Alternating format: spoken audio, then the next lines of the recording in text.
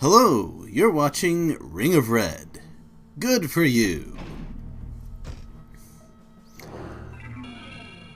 Well, we got a lot of recovering to do, don't we? But it's not all bad.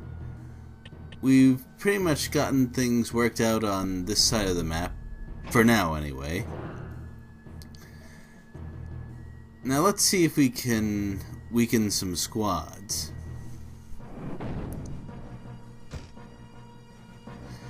It's at about this time that I kinda wish Ayana had a way to get illumination shot.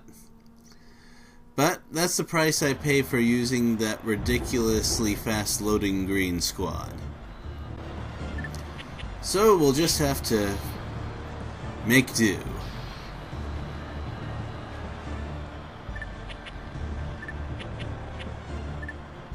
The good news is their squads really cannot hurt mine very much.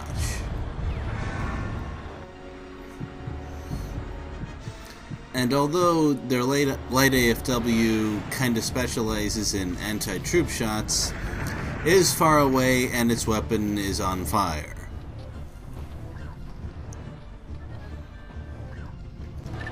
So far so good.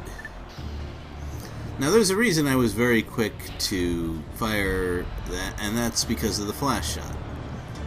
Gonna keep my accuracy from growing quickly for a little while. Not too bad though. And the reset of my load gauge, well, as I said, I just fired, so no big deal.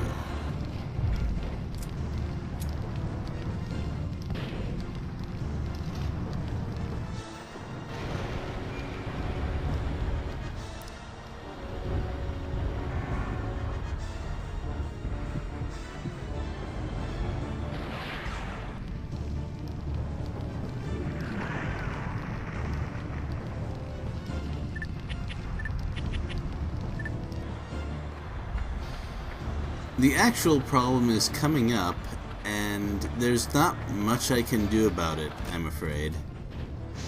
It would have been best for me to use Bombard to push the medics to the back and stop them from interrupting my shot. But as it is, I'm probably not going to be able to get all the snipes that I should out of this battle.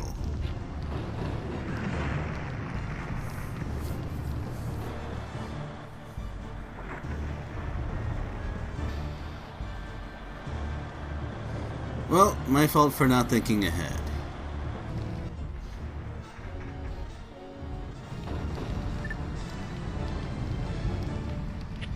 Also, a matter of not thinking ahead, it would probably be better for me to wait for my rightmost squad to charge up its snipe. Well, it wouldn't have made much of a difference either way, but it's good policy. The problem is gas neutral, which allows my squads to move forward earlier after taking a tear gas attack, also consumes their skill charge up.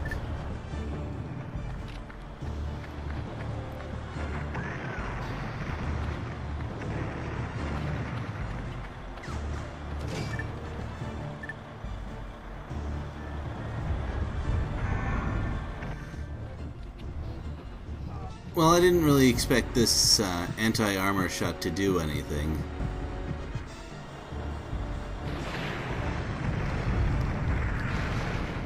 So it was kind of nice that it landed.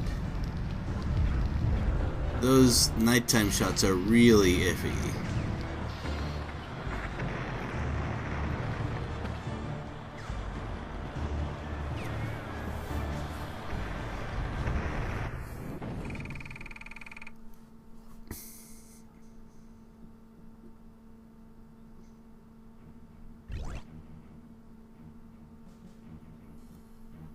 Now, Jim could go and finish those guys off.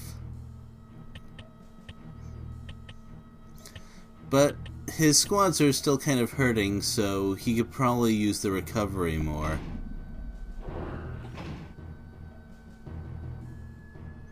So I don't know why I picked standby. Might have been just a missed input. and Jun is worried about this being all his fault. So you've probably noticed that Jun's theme with his conversation is kinda thinking that everything about this is about him. Kind of a self-centered little kid.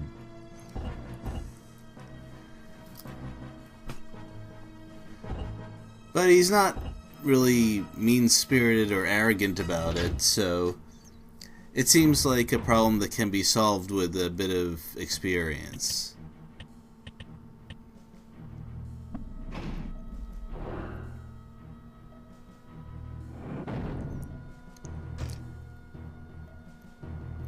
Yeah, this seems like a pretty good time to punch them.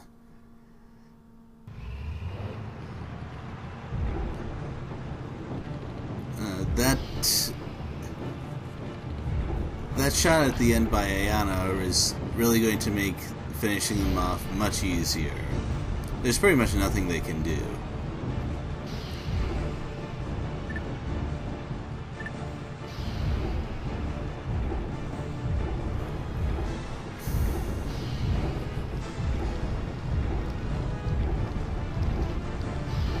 So I guess it's Rock'em Sock'em Robot time. Although, maybe it's a little unfair because only one of them can punch. Speaking of which, I'd like to talk a little bit about Ippei's arm design. Well, you've seen the design of standard anti-AFWs where they just have combat arms that look like, well, normal arms and they'd punch with them. But Ippei's are more custom made and not really like human arms. The leverage seems different and they have better reach. That doesn't really have any gameplay consequences as far as I know, but I like that kind of touch because it means that when designing his machine, Ippei was thinking outside of just, well, what does a human arm look like? Let's go with that. He's being a little more creative about it than that. I like it.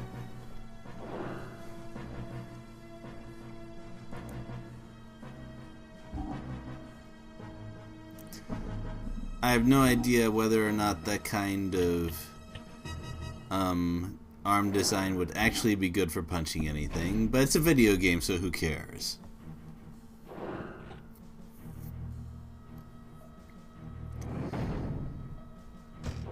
So, when the enemy's range is increased by recon, they will often take advantage of it regardless of whether it's actually helpful.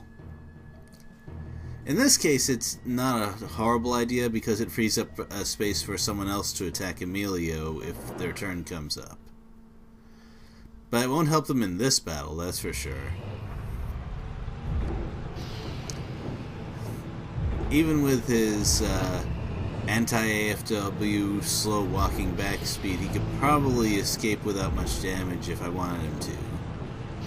But where's the fun in that? This guy's a puncher.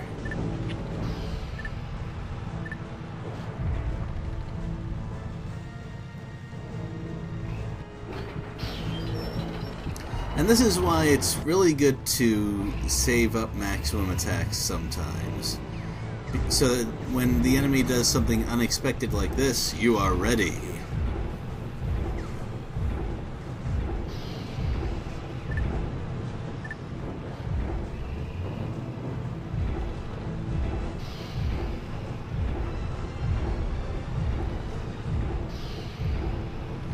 So let's take that shield off them.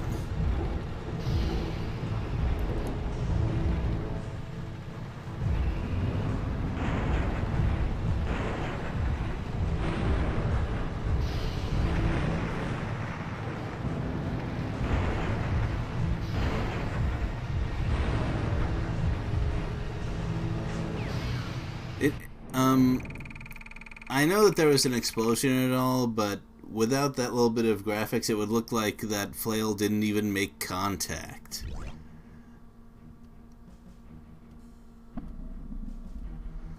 Alright, you're not ready yet. You need a bit more, because who knows what kind of special shells you will encounter. Here we go. This is more like what I was expecting. That's actually good news for us, because it means that the side with Emilio and Kinsato and Ryoko will have enough time to clear out these enemies and take that last village.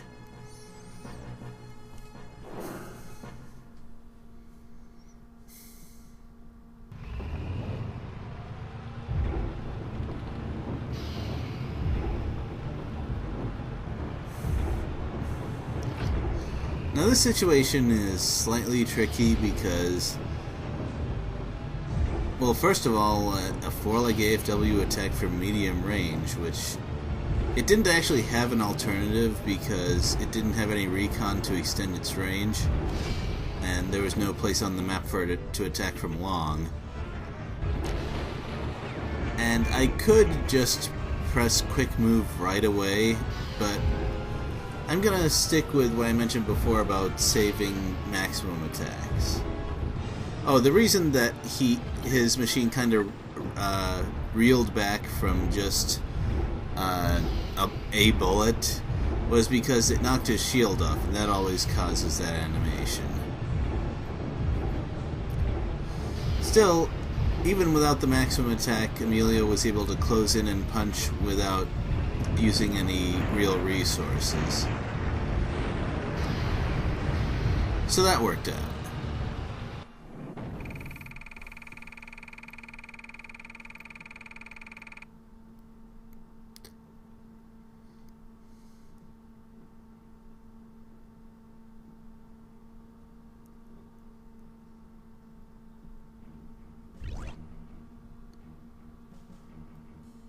So, here, I believe, is where something happened in real life to distract me for a little while. So, Ryoko is going to walk in place for a little while. In the meantime, how's your day been? You can't answer me, but I'm going to assume that your day has been great, because it's wishful thinking. People who watch my videos deserve to have great days. Well, my next big project, as suggested by one of my viewers, is going to be a playthrough of Blood. That's right, one of the build engine games which had a cult following, appropriately enough.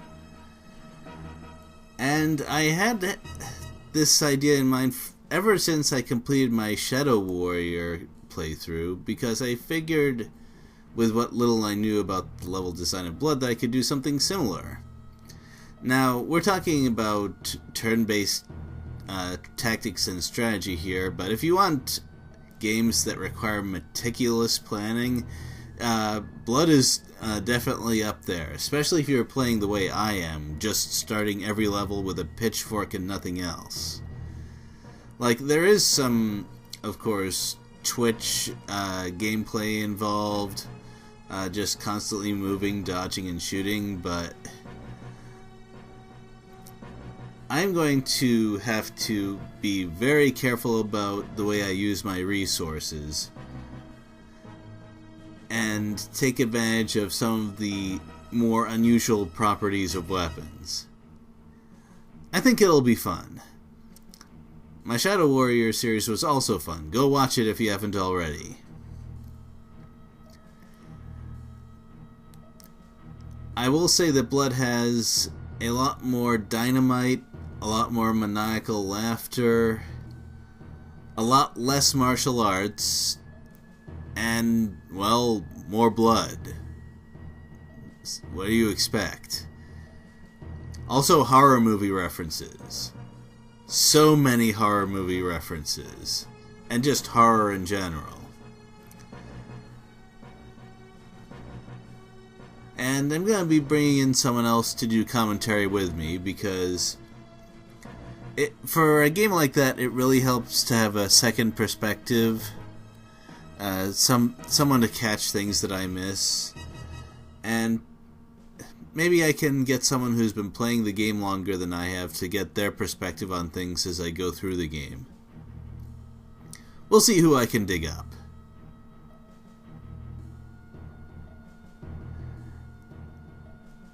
I'm not sure about what I'm going to do with Path of Exile. There are a couple of things I can do. I can raise up another character, which is going to take a while. Or I could just play through with my previous character who got bumped into standard non-hardcore mode. Although that takes some of the tension out, so I'm not sure if that would be entertaining or not. Although, even if I do bring in a new character because it's been a while since I've switched builds, I might just stick with that one if she also dies, because this is content that I've never experienced before, and my understanding is that there are more and more things that will kill you instantly as you progress into Act 9 and 10, so I'm not sure if it would be worth my time to restart everything if my character dies. Which is a shame, because I love hardcore mode, I love showing hardcore mode gameplay to people, but I also want to show people the end of the story. So, well, we'll see. I have a couple of things that I could try. I don't know, but it's not going to be right this second. Because right this second, I'm doing commentary for Ring of Red. Hooray, I've started moving again.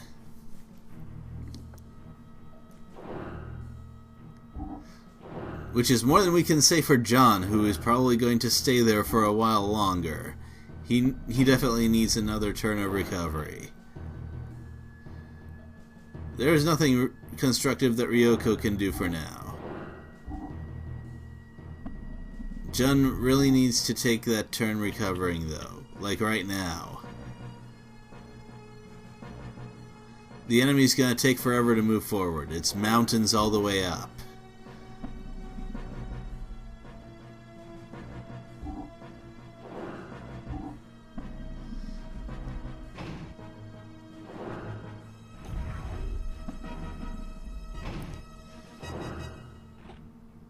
Well, can't always say I make the right decisions.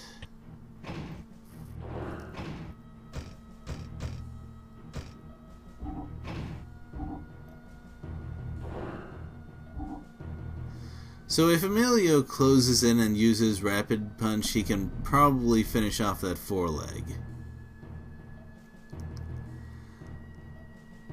However, I'm not going to do that because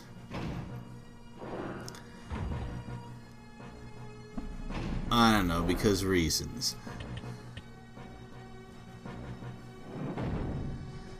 At least this particular move isn't too tough to figure out. Ayana is probably not going to do much damage considering that they're going to throw Smoke Shot at me. That is okay though. Wiping out one squad and severely damaging the other is also acceptable, considering that the person that they default as crew is usually a mechanic or supply, who's not going to hurt very much when I have someone try to finish them off.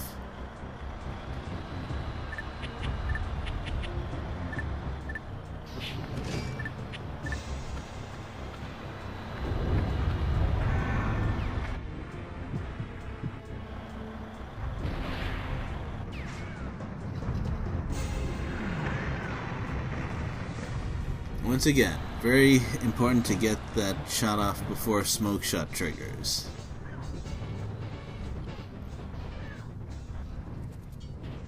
Although, that's not a Smoke Shot.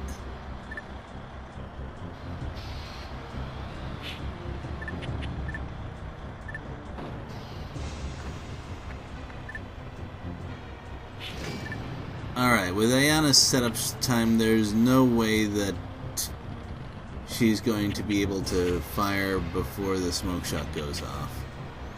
So bombard is probably the best way to go. Of course, that's not what I do. I mean, she could use her maximum attacks on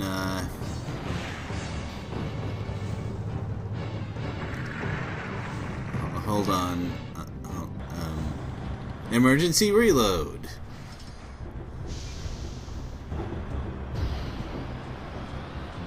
It's actually not a bad skill, but it's best used in better firing conditions than this.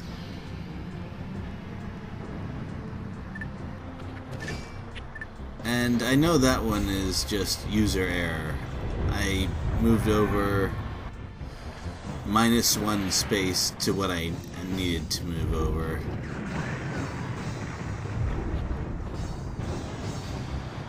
Such a shame.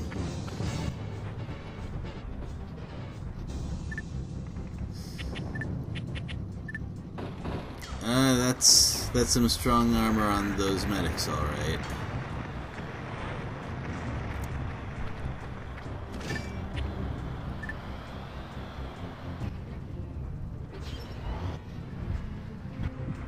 Well, I don't really care about their dodge action.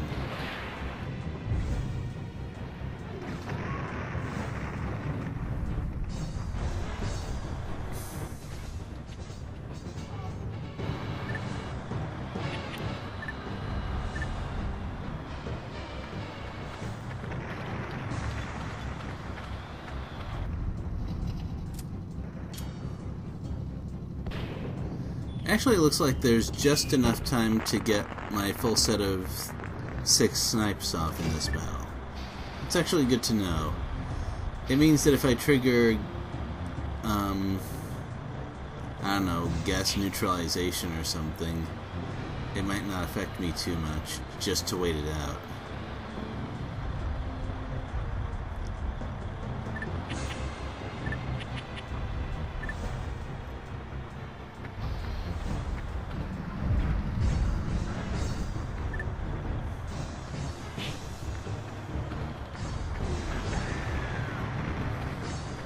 So, they're actually better prepared for nighttime than I am in this case, which is, well, it's not no fun.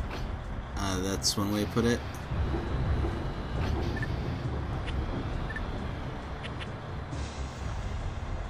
So, bombard.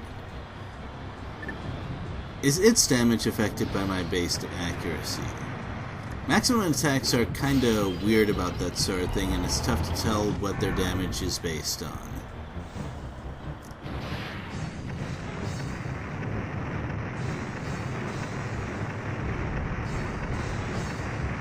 Alright, I think it's safe to say that yes, it is affected by accuracy. Because medic armor is good, but it's not that good.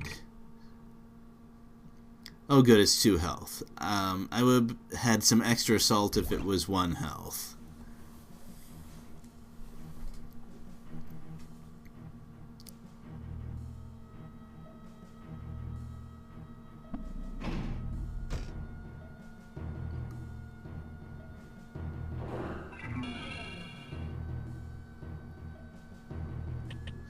Well then.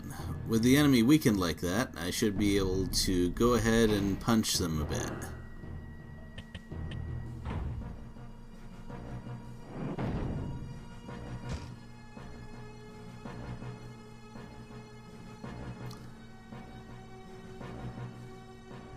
Come on, you can do it. Although I really need to switch to something that's not APCR for him. It just doesn't work out.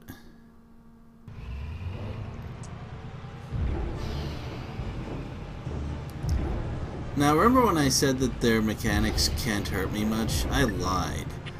Because this is going to be a short-range battle.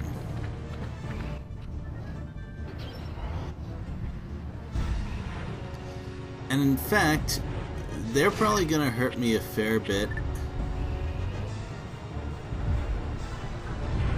assuming that they never go for anti-squad shots, which is, well, a little bit tough to tell.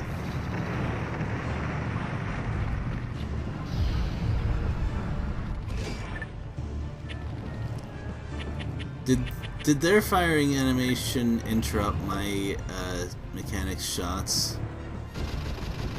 What's going on? Why didn't I hit?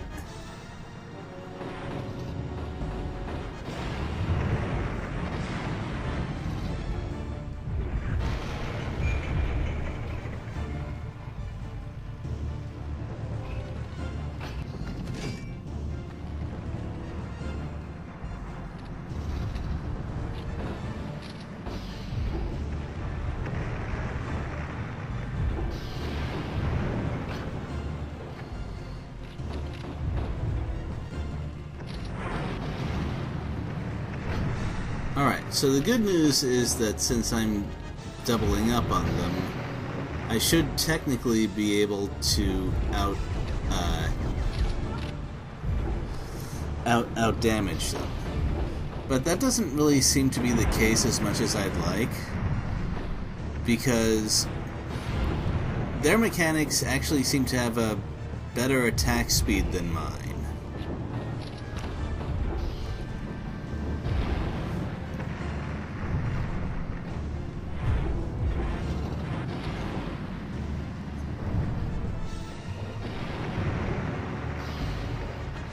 I wonder if it has to do with the squad in particular, or with squad leadership scores. It'd be interesting if it was the latter.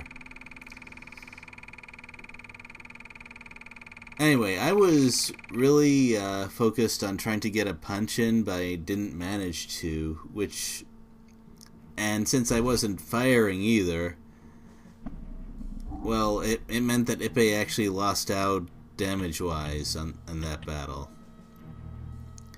And the enemy is, well, that foreleg is technically close enough to attack Ippei at long range or medium range. But forelegs are easy for him. He can just use quick move and end the battle without taking any damage at all.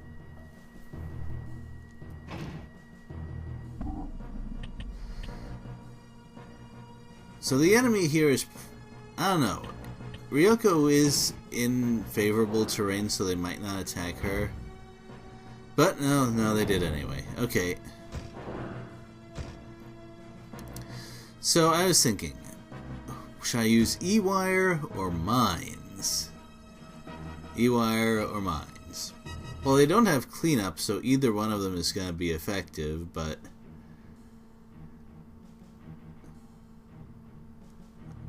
I don't know. Also, Illumination Shot is going to be nice to have, so I might as well choose that mechanic regardless. Although, yeah, White Phosphorus Shot would also be not very useful because they both have gas neutral. A lot of enemies have gas neutral in this game. They really want to prevent you from making builds that can allow you to not have to deal with enemy soldiers. Which, I mean, yes, I can kind of understand why they did that, but at the same time, maybe it's not great to have a skill that's completely useless in practice.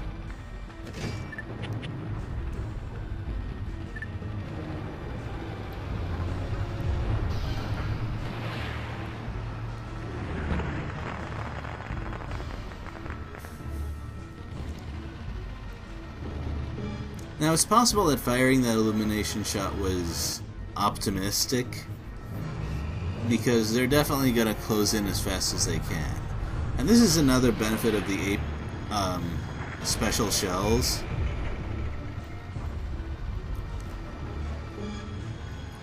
Which is, when an anti-AFW uses it, they don't have to waste any time setting up.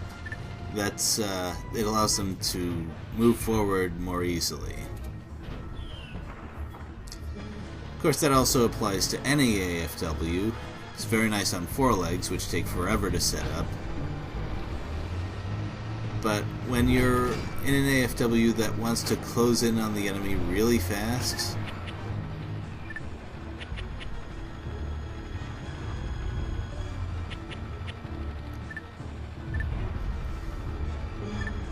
well, special shells are very nice for that too.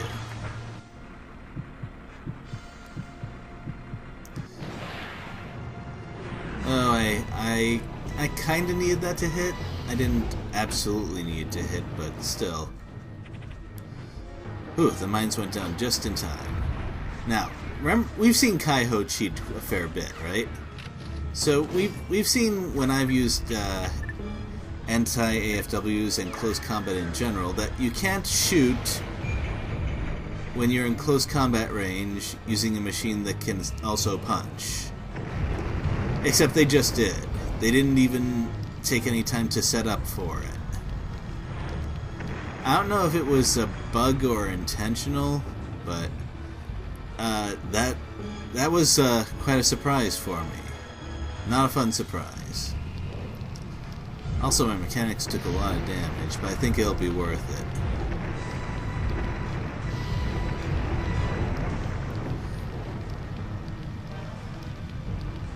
Yep. So they don't have repair, and they just got disabled on their turn, which is going to be a lot of trouble for them.